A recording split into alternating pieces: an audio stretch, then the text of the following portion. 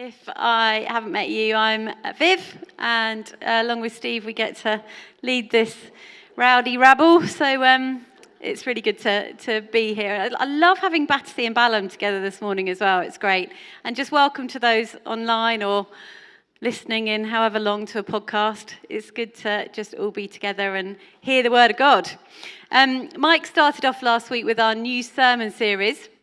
He looked at John's presentation of Jesus through what he calls signs. And these signs are in fact signposts. And they point us to Jesus, and in particular, the purpose of his ministry. And Mike talked about the first sign being when Jesus turned water into wine, and how it points towards the feast of the age to come. And I'd really encourage you to catch up on that if you haven't listened to it already. And so in the passage of scripture that we're going to read today, we'll see another one of what John calls signs. So what is the second sign pointing to, Viv, I hear you ask? What is it, Viv? Well, Will mentioned this stat in his preach the other week, where he said that research from 2011 found that telling people how a film ended increased their enjoyment of that film by 10%. And so to increase your enjoyment today, if that's even possible, I'm going to give you the punchline of today's talk. So the second sign, punchline, come on. Second sign is a sign of Jesus' supreme authority over sickness, time, and geography. Pretty amazing, hey? Authority over sickness, time, and geography. So now your appetite is whetted. Let's go. What's interesting in this miracle is it's also set in Cana in Galilee, which is where Jesus did the first sign of turning the water into wine. And after he did this miracle, he then travelled south to Jerusalem, where he performed loads of miracles. He then went back north and he went through Samaria, and he had a successful time there. And now Jesus is back in Galilee, which is the area he grew up with. And so the Galileans were really excited because this local boy had become a bit of a celebrity. And so many of them had been in Jerusalem for the Jewish feast of the Passover, and they'd seen him turf the greedy moneymakers out of the temple and perform miracles, and they're suitably impressed.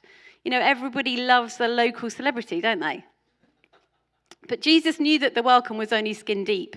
To most of the Galileans, he was nothing more than like a Derren Brown kind of figure. You know, the one that does all the illusions and the magic tricks. And so Jesus wasn't particularly enthusiastic about their welcome. He wasn't really impressed by it. Probably a lesson for us all in the celebrity-driven culture that we have at the moment.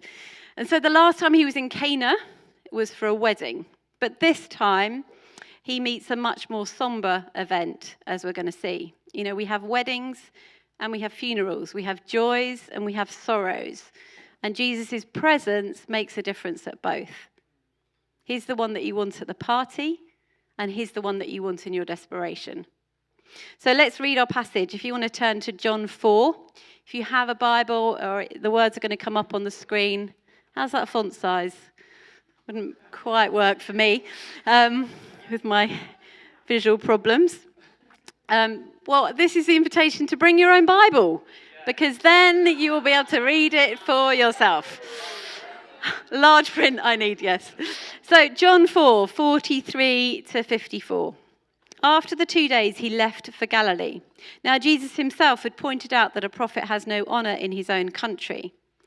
When he arrived in Galilee, the Galileans welcomed him. They had seen all that he'd done in Jerusalem at the Passover festival, for they had also been there. Once more he visited Cana in Galilee, where he'd turned the water into wine. And there was a certain royal official whose son lay sick at Capernaum. When this man heard that Jesus had arrived in Galilee from Judea, he went to him and begged him to come and heal his son, who was close to death. Unless you people see signs and wonders, Jesus told him, you will never believe. The royal official said, Sir, come down before my child dies. Go, Jesus replied, your son will live. The man took Jesus at his word and departed. While he was still on the way, his servants met him with the news that his boy was living. When he inquired as to the time when his son got better, they said to him, yesterday at 1 p.m, the fever left him.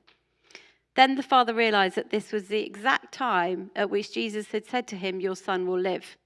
So he and his whole household believed. This was the second sign Jesus performed after coming from Judea to Galilee. And wherever we're in John's gospel, I think it's really helpful to remember what John tells us at the end of his gospel as to why he wrote the book. So this is why he wrote John. And he says in John 20, 30 and 31, Jesus performed many other signs in the presence of his disciples, which are not recorded in this book. But these are written that you may believe that Jesus is the Messiah, the Son of God, and that by believing you may have life in his name. And so John's whole purpose of writing this book was so that we would have faith in Jesus, that we would believe. And our passage today is all about faith. That's what the whole point is. How does faith grow? And through this story of the official, God shows us that there's this progression of faith, which I want to show you. There's this journey of faith. And so this journey plays itself out in 3 stages. First stage is true faith in Jesus brings us to him. It's reasonable. True faith in Jesus brings us to him. It's reasonable. Second, true faith in Jesus takes him at his word. It's trusting. And the third one is true faith in Jesus settles our hearts in him. It's transforming. So I want to look at each one of those stages today. So let's look at the first one. True faith in Jesus brings us to him. It's reasonable. We'll miss so much of what's going on here if we don't see the beginnings of faith in this man. And that's how it starts for all of us. So we pick up the story in Cana in Galilee, as I said, and there's a man who's a royal official from Capernaum whose son was ill. And during this time, Herod was the kind of king of Galilee. And so this man was likely somebody in Herod's court. He's a centurion, as it were, but it's likely that it's not the same centurion that was in Matthew and Luke's gospel, but he was similar in status.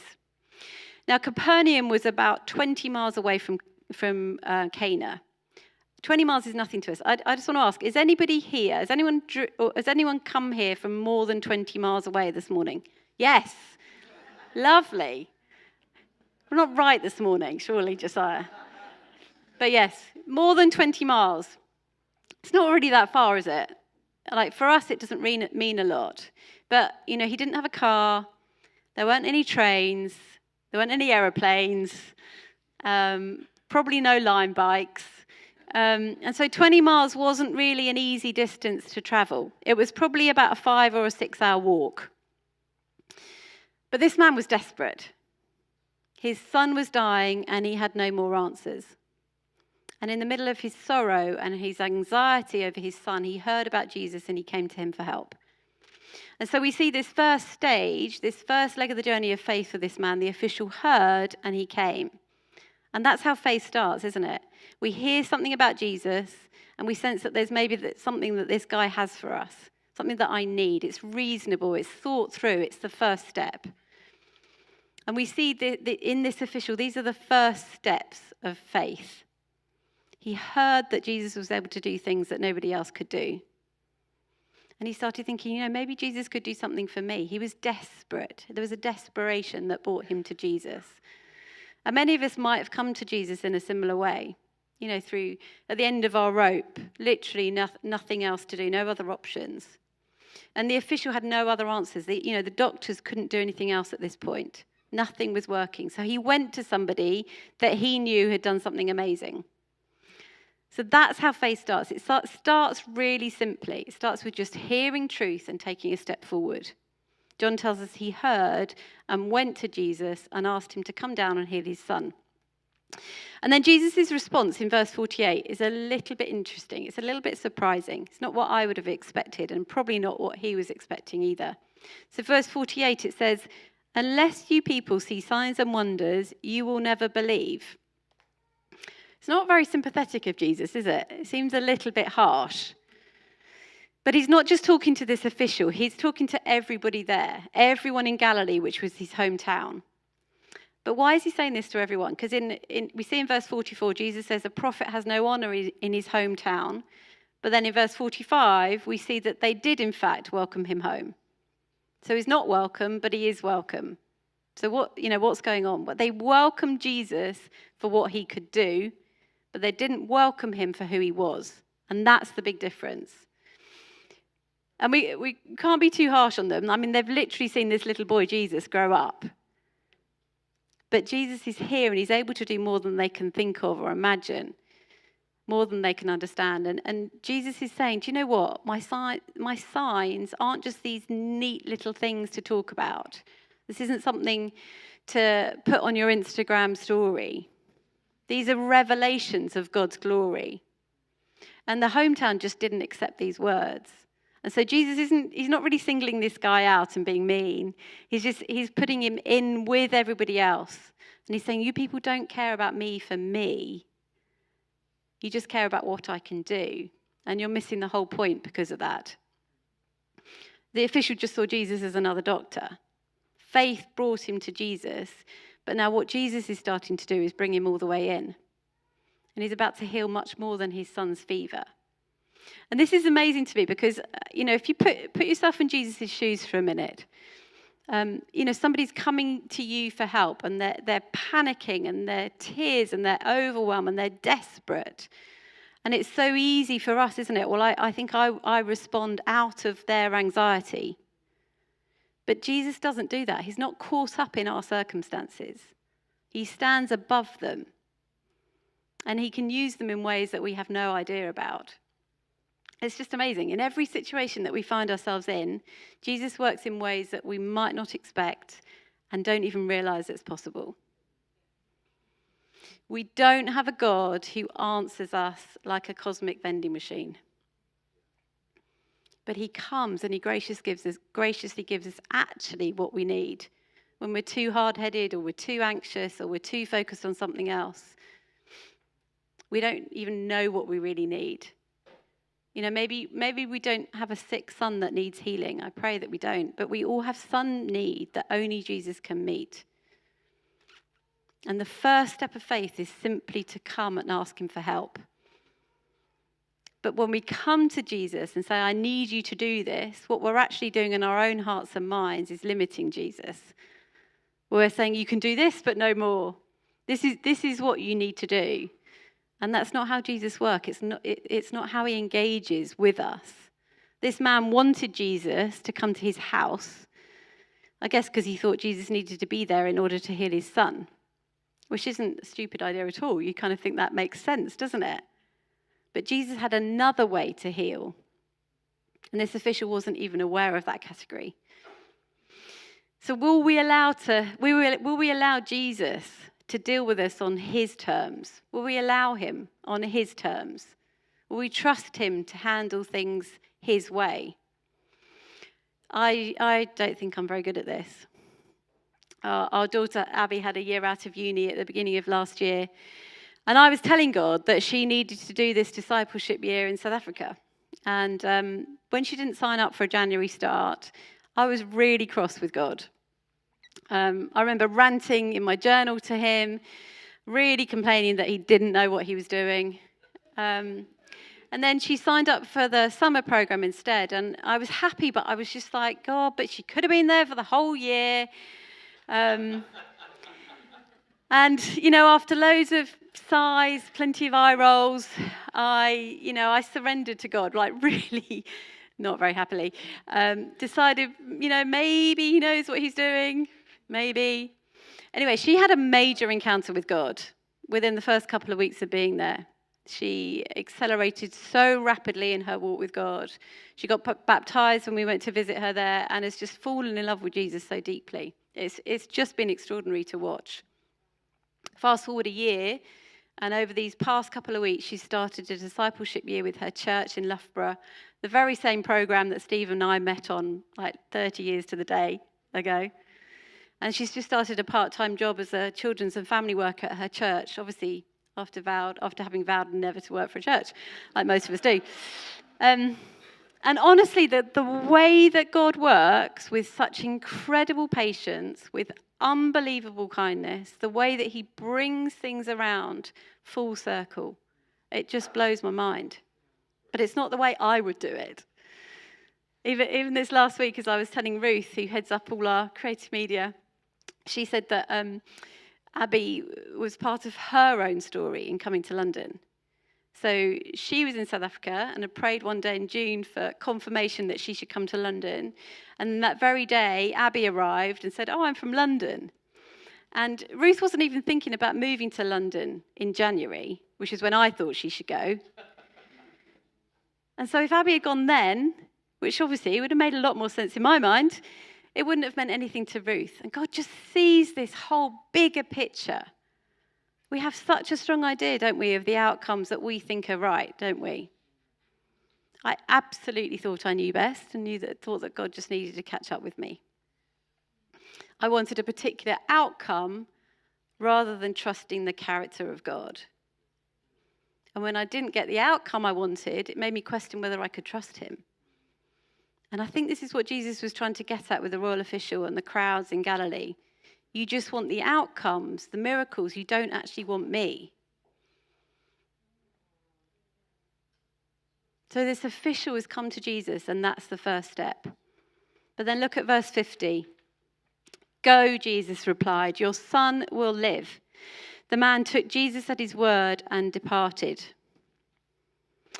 So Jesus spoke, and the man went. Jesus didn't do what the man requested. He'd asked him to come to his house. But Jesus said to him, "No, I don't need to go. I said your son will live, and he will live. So you can go, but I'm going to stay." And the man did the most amazing thing. He believed him. He trusted him. And he turned and went on his way. And this is the end of the conversation. He didn't kind of press Jesus again to come with him. Because at that moment, he actually fully trusted in Jesus' word. He had confidence that his son would live because Jesus said he would live. And so you see here, his faith is starting to grow. It's starting to blossom. The man believed the word that Jesus had spoken to him. He had in his heart the kind of trust that took Jesus at his word. So, do we trust Jesus like this official? Our faith might start with reasonableness. It starts by thinking things through. We might come to Jesus because we want a specific outcome. We've heard what he can do. And that's okay. That's a good starting point, but it's not enough. Your faith has to move from this place of "I'm going to try this out" to this place of deep trust. We have to come. That's the first step, but we have to move to the second step, which is true faith in Jesus takes him at his word. It's trusting. Do we trust him? Do we place our faith in the person of Christ? Not even in the work of Christ, but in his character. Do you trust him? And there's a difference, isn't there, between trusting what somebody can do and trusting them, their character, their word. It's the key to faith, trusting him. Jesus can do amazing things. He can perform miracles, but it is Jesus himself who matters most. And when you realize that, when your faith grows from this place of reasonableness to this place of trust, something else starts to happen. Something wonderfully unexpected, which is our third point here. True faith in Jesus settles our heart in him. It's transforming. Look at what happens to this official. Verse 51 to 53, it tells us, while he was still on the way, his servants met him with the news that his boy was living. When he inquired as to the time when his son got better, they said to him, "Yesterday at 1 PM, the fever left him." Then the father realized that this was the exact time in which Jesus had said to him, "Your son will live." So he and his whole household believed. So it was at 1 PM the day before. This is the following day when he's going home. So at 1 PM the day before, Jesus said, "Your son will live." Why is that important? It's just important that he was healed, isn't it? Who really cares what time it was? But I think it's really important because it confirms that this faith, the man's faith, is in God's word, in Jesus' word. As soon as Jesus said his son would live, he started to live again. And his disciples telling him the time just confirmed to him that he wasn't wrong in literally thinking that Jesus actually did it. It's amazing, isn't it, that Jesus can do that? It's amazing. He just said it. Jesus didn't even have to go to his house. Didn't have to perform a little song and a dance or anything like that. His word is authoritative. And you remember the spoiler? It shows his supreme authority over sickness, over time, and over geography. Jesus' word is effective. What he says is true. It does happen. And that has massive implications for us today. If Jesus said it, it's as good as done. And so when you read your Bible and you notice there's a promise there from God, you know what that means. It means that it will come to pass. It's not just a plan, it's certainty. And because God stands outside of time and geography, it's already done. Secondly, and I think this detail is important because it says something else about this man's faith. Think about it this way. If it was 1 p.m. when he got to Jesus, had that conversation, Jesus said, your son will be well. He's 20 miles away from home. He's probably walked all morning to get there. I don't know what the time of year it was, but just for example, say it's 1 p.m. on October the 8th, even though the nights are drawing in, I think he had time to go home that day. It was 1 p.m. I think he could have easily just turned round and walked the distance back home. But he goes the next day. His son is dying. He came to Jesus in this ball of anxiety, desperately needing help. So why didn't he rush home? Because Jesus said his son was fine. He could see him tomorrow. It wasn't as even he could just send a quick text message or do a quick FaceTime call back home just to check.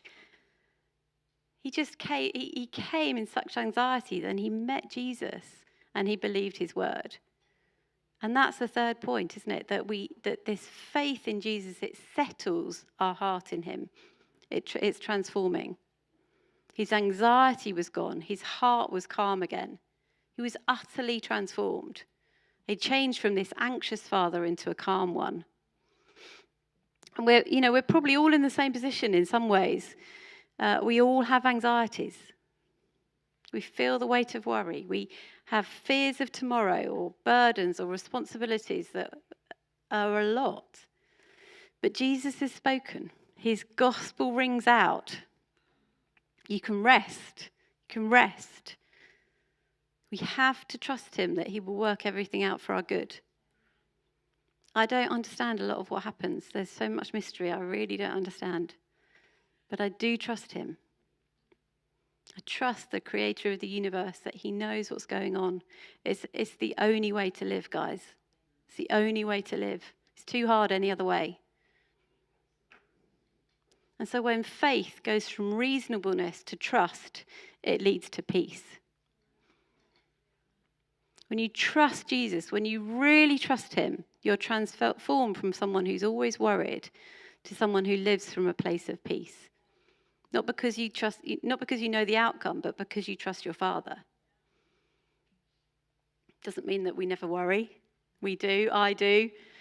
But it just means we don't have to anymore. There's some freedom there, isn't there? Like underneath the entirety of your life are the everlasting arms of Jesus. You can rest there. You can rest. And what's incredible as well is that the faith of the Father then leads to the faith of the whole household. Verse 53 says, so he and his whole household believed. And that's amazing. Jesus healed more than a fever. He healed an entire family, an entire household. And in that day, a household meant far more than just the immediate family. Those servants that came to meet him, they're included. It was a far greater miracle than the official actually asked for. As we circle around the runway, coming into land, but not yet, we have to consider what John is saying to us in verse 54. He says this is the second sign that Jesus did after he came from Judea to Galilee. Jesus had done other miracles by this point, but John highlights this as the second sign. Why? So C.S. Lewis says that miracles are more than just powerful acts. And he's absolutely right. They're demonstrations of who Jesus is. They're signs. Every time Jesus does a miracle, it's for us to see more of him. They don't just impress us, but they teach us. They not only show us God's power, they show us God's character. And they help us learn to trust him because his miracles are never just cool tricks. They're revelations of God's glory, of his goodness, of his salvation. It's so easy, isn't it, to want Jesus as a rent payer, as a spouse bringer, as a healer of sickness, as a helper in times of taking exams, as a repairer of marriages. And in his own way, Jesus will be all of those things. But if our faith is simply this kind of self-centered, bless me in my problems kind of faith, it's just low-level faith. To merely remain loyal to someone because my needs are met is the essence of selfishness and superficiality. We may learn about him because he helps us in some crisis, but then our faith must rise to a higher level of faith, a faith that leads to trusting him rather than the outcomes. So Jesus' miracle is this sign of his supreme authority. Remember, spoiler, over sickness, time, and geography. His word intrinsically carries authority and power to fulfill itself. But what he longs for in that is for us to trust him. And sometimes I just think we're not present enough to see the activity of love that constantly is embedded into our lives. There is a good, loving Father who's involved in our stories and who sees a much bigger picture. And he sees our tragedies and suffering that happens and actually cares. And I want to encourage us today to start taking the risks of trust, the risks of trust, as incremental as they are, but stay inside the grace of today and respond to what's actually in front of us. Grace and trust are always present tense. You don't get grace for the things that don't exist. Trust is only active to what's actually in front of you. And so don't future trip. Don't kind of think, how is this all going to work out? How is this all going to be resolved? When you're present, you'll start to see that you're not only surrounded by enough for today, but you'll begin to see the activity of God that you would be oblivious to if you weren't present. It's this sure and certain sense that I'm inside this embrace and that it's going to be okay. And it doesn't mean to say our circumstances are easy. It doesn't mean that there isn't tragedy. But this is much deeper than this. This is the river that runs beneath it. We don't know how much we're loved. That's where the work is. That becomes the journey. But in that, take the risk to tell God the truth. Like, I'm scared. I don't know if I have enough money to pay my rent. I don't know how this is going to work out. Tell God the truth. Confessing is just telling the truth. Don't tell God what you think he wants to hear so that you have a formula and so that God needs to perform in order to be the genie. I want to end by reading a poem. This really is coming into end. But I want to end by reading a poem. And at the risk of offending anyone, I don't really like poems. Am I allowed to say that? They just don't really do it for me. I normally switch off. But I heard this poem on a podcast recently, and it just moved me in a way that I've never quite experienced before through poetry. And it's by a guy called David Tenson, and it's called Kind of Way. And it's a conversation that he's having with God. And so can I just invite you to close your eyes and listen to this and imagine that this is your own conversation with God. I know that you know, so I should probably confess it. Not because it's a bad thing, but because it's normal and necessary to admit. You've disappointed me and continue to. Although I don't mind as much now. Still, there were many times I prayed, followed the rules, gave my 2 mites, did all the things I was told would work, and others certified with charismatic conviction to do more, give more, faith more, sacrifice more, lots more. But still, nothing. No breakthrough like I believed, like I prayed for. I underestimated you. I wanted to believe that you were containable, constrainable, and reliable in the my way kind of way.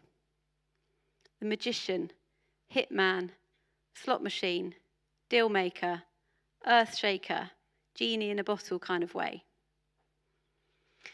Then I recalled that on a dark but necessary day, you took yourself and my kind of way and the cosmos to a cross.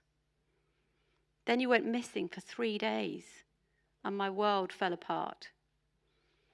All my hope exhaled a forsaken surrender, and my heart broke, and my dreams broke. My kind of way kind of died again. And there you were, alive, and the same, but not really. A resurrected form of you that even took familiar friends by surprise. And that's what you keep doing. To this day, you keep failing and disappointing me in the best kind of ways. Every time I think I've got you where I think I need you, you disappoint and disappear and turn up incognito on a familiar path, at a regular meal, in an average garden, with a spark in your eye that demands my attention. You invite me again to put my hand in your side, embrace you and kiss you, and get to know you again in a new kind of way. Can I just invite the band to come up as we respond today? I think there are 2 main things today to respond to. And the first is just to come to God as the official did today, needing a breakthrough. What do you need a breakthrough in today? Whether it's finances, job, health, relationships, whatever it is. He has authority over geography, over time, over sickness. He just needs to speak the word. And I believe there's breakthrough here for people today. And then the second thing I just really feel is that we need to repent of not trusting him. Where we've looked for the outcomes rather than him. Where we've been disappointed and that's just led to a lack of trust. And so as we carry on worship, just can I invite you to come to the front? We'd love to pray with you as we just respond to those 2 things and more.